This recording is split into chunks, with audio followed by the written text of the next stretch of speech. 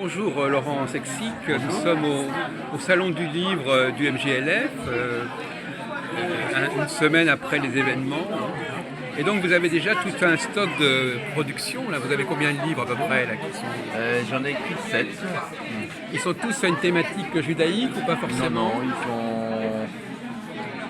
ils sont des romans, donc ce sont pas des...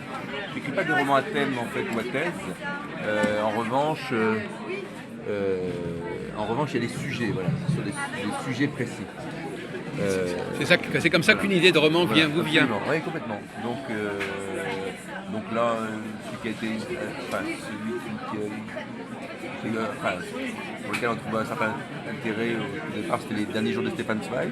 Oui, voilà. Et puis, qui a raconté donc l'histoire des derniers mois de la vie de l'auteur autrichien qui temps. Et puis ensuite, il y a eu le cas Edward Einstein, qui est l'histoire du fils d'Einstein. Voilà. Et qui était schizophrène et qui a eu des rapports extrêmement douloureux avec son père. Donc c'est vous qui avez fait cet ouvrage sur le fils d'Einstein, Voilà. d'accord. Et puis aujourd'hui, c'est l'histoire de la famille Kotev, qui sont médecins de génération en génération. Et donc leur histoire depuis la Russie tsariste jusqu'à aujourd'hui, en passant par l'Allemagne des années 20 et Moscou en 1953. Donc c'est une saga familiale. Avant la mort de Staline, oui, c'est ça. Voilà, exactement. Il y a aussi l'histoire du complot des blouses blanches, qui fait partie de l'histoire familiale. Ah oui. Donc ça fait 3 dossiers juifs à votre actif, ça peut dire. Enfin, ce ne sont pas des dossiers. Après mais, tout, le fils de Einstein, peut-être que c'était pas tellement la question juive qui le préoccupait, je ne sais pas. Le sujet, c'est pour moi de raconter des vies, des pans de vie, Des vies de qui sont à la fois sous la bourrasque des événements, Oui. et des tragédies, et en même temps des splendeurs, et du poids de la tradition et de ce que peut représenter aussi comme valeur et comme héritage de la tradition. Alors chez Zweig, c'était la tradition juive, d'une certaine manière la tradition. Le fait d'être juif en Autriche en 1930 et le fait d'être écrivain alors que l'histoire allait anéantir son monde, qui était le monde d'hier. Pour Einstein, c'est encore une autre histoire, c'est-à-dire une histoire de conflit père-fils sur fond de tragédie du siècle.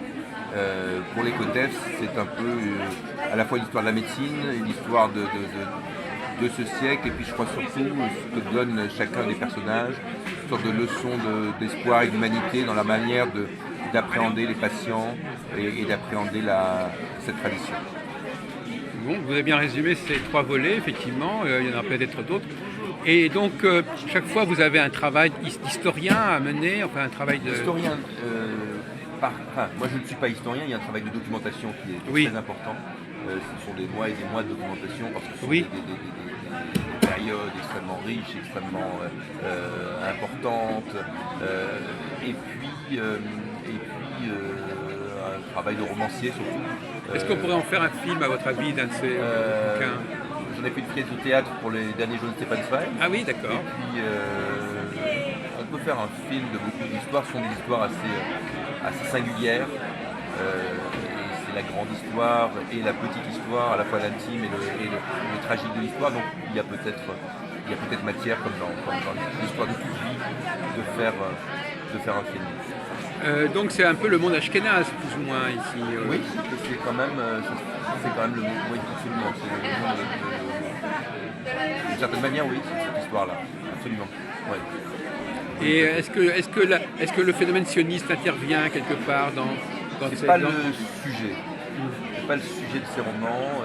Il intervient parce que ces personnages-là le rencontrent au cours de leur vie.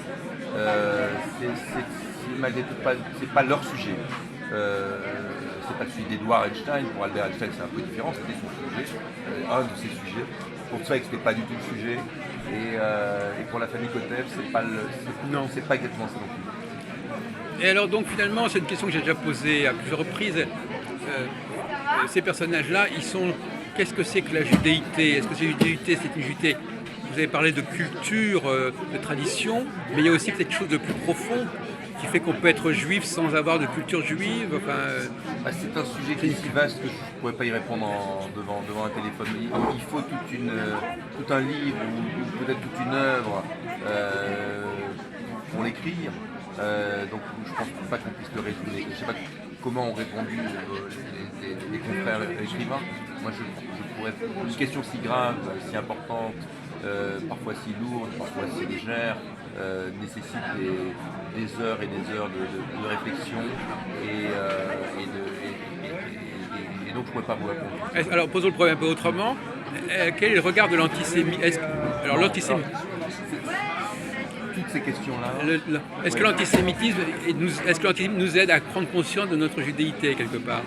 Le problème de regard, ce qu'on appelle le regard au sens de Sartre, c'est-à-dire. Je ne pourrais pas répondre à cette question comme ça. D'accord. Oui, bien sûr. C'est impossible. Enfin, pour moi, c'est impossible. Et alors vous-même, vous avez un rapport par exemple avec la langue hébraïque quelque part ou, j'écris en français,